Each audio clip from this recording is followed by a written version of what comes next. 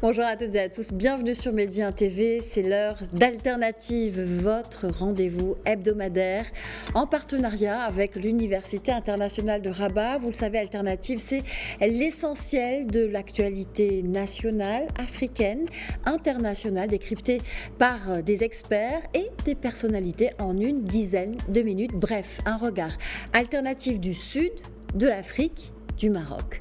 Des femmes africaines, des femmes entrepreneurs qui visent l'excellence dans l'innovation et la technologie. C'est l'ambition du programme African Women in Tech and AA. C'est la seconde édition qui se tient à Rabat le 1er juillet prochain pour une quinzaine de jours. Et cette fois-ci, pas moins de 80 femmes du continent ont répondu à l'appel cette année.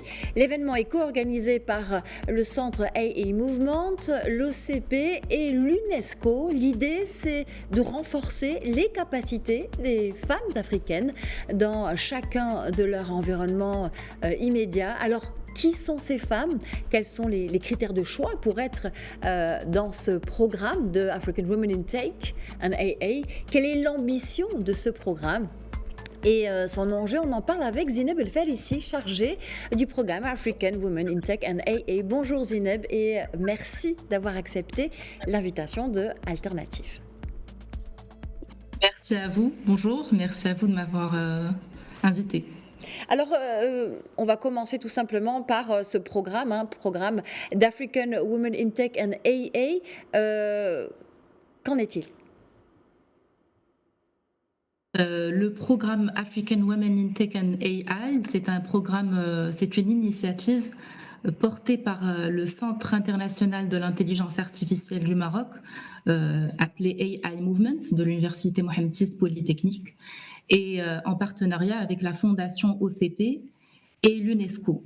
C'est une initiative qui vise à former 150 femmes africaines, scientifiques, dans le domaine de la technologie et de l'intelligence artificielle, sur une durée de 3 ans.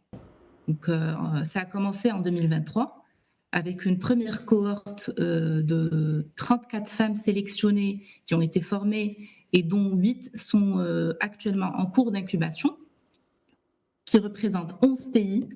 Et cette année, nous avons une cohorte, effectivement, comme vous avez dit, de 80 femmes africaines qui représentent cette fois 28 pays africains et qui ont été sélectionnées suite à un long processus de sélection qui a démarré en décembre 2023. Donc, un appel à candidature avec tous les critères de sélection. Et aujourd'hui, on vient de clôturer la phase de formation en ligne avec nos experts chercheurs en IA du centre AI Movement et on reçoit ces 80 femmes ici au Maroc à Rabat pour un summer camp, pour la suite de la formation en présentiel cette fois, voilà, pour compléter le programme de formation et présenter leur idée de projet.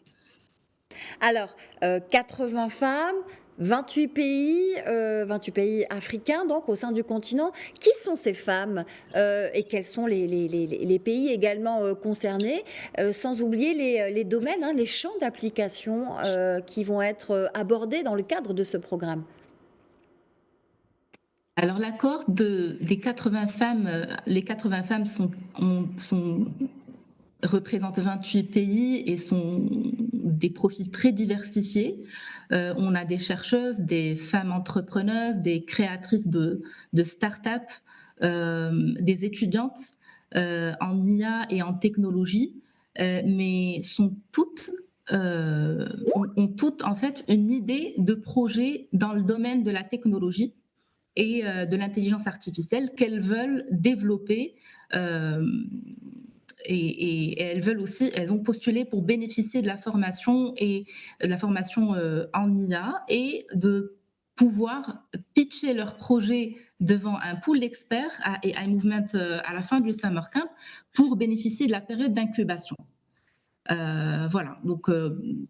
Elles sont loin d'être novices alors. Elles portent déjà des projets en matière d'innovation et de technologie. Elles ne sont pas novices. Oui, c'est des femmes scientifiques il y en a celles qui ont déjà développé leur projet, qui a déjà vu le jour, elles ont même commencé à commercialiser.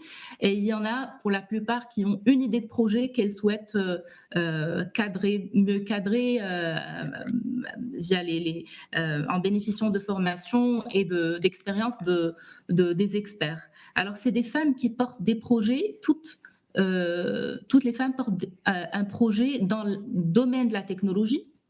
Et elles sont toutes, je veux dire, elles ont toutes une idée de projet qui répond à un besoin du continent africain.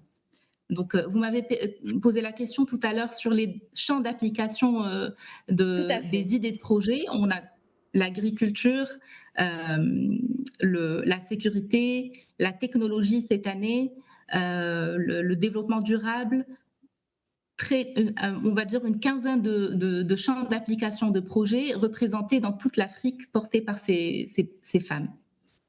Alors, puisqu'on parle de ces champs d'application et de ces projets africains, je vais continuer sur ce tremplin-là en vous demandant s'il y a une particularité de ce programme-là, et notamment si il vise en particulier l'Afrique. Est-ce qu'il y a une corrélation spécifique du projet de ce programme au continent africain ? Absolument. Alors, tous les projets qui sont sélectionnés aujourd'hui répondent à des problématiques du continent africain. Donc, ça va de l'agriculture, l'assainissement d'eau, les problèmes de sécurité, la dématérialisation des procédures, des process en général dans l'entreprise, la santé du sol, des animaux, voilà, et principalement l'agriculture qu'on retrouve encore cette année en première position, mais avec une quinzaine de domaines d'application de leur projet. Voilà. Alors, l'UNESCO est co-organisateur et il est partenaire de ce programme. Comment il vous accompagne ? Comment il accompagne le programme African Women in Tech and AA ?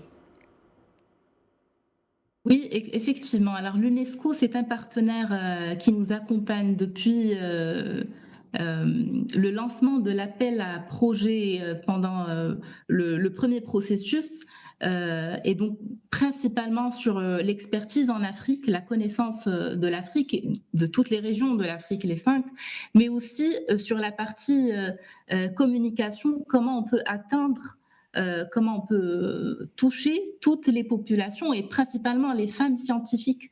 Alors, l'UNESCO, via les commissions nationales dans plusieurs pays africains, ils ont publié ces annonces et ces appels à candidature directement via les commissions nationales dans les réseaux d'experts et de scientifiques dans plusieurs pays, ce qui nous a permis de sélectionner les meilleurs profils des universités, des centres de recherche, des entreprises, des profils de femmes qui portent 2, 3 et même parfois on peut retrouver 3 idées de projet, et quand elle arrive, la dame, elle après avoir bénéficié de la formation, elle voit les choses plus claires et elle choisit une idée de projet à maintenir pour le programme et présenter à la fin de la formation.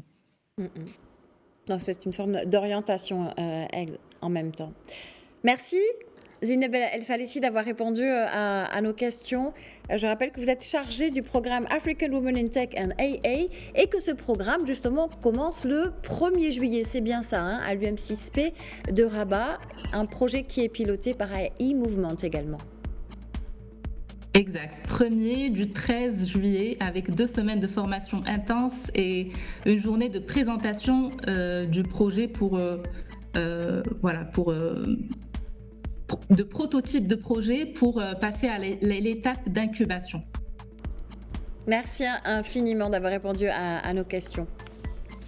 Merci à vous. Et merci à vous, c'est la fin d'Alternative.